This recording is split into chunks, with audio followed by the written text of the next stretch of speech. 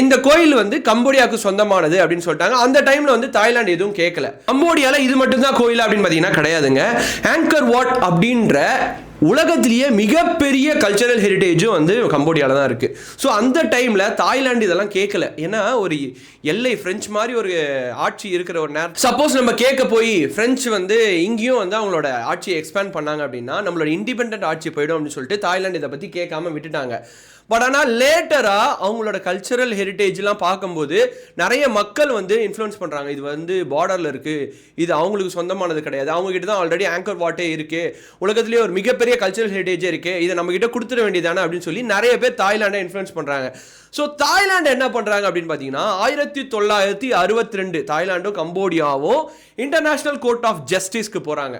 International court போனாலே வந்து once அவங்க சொல்கிறது தான் டிசிஷன் அப்படின்ற மாதிரி தான்.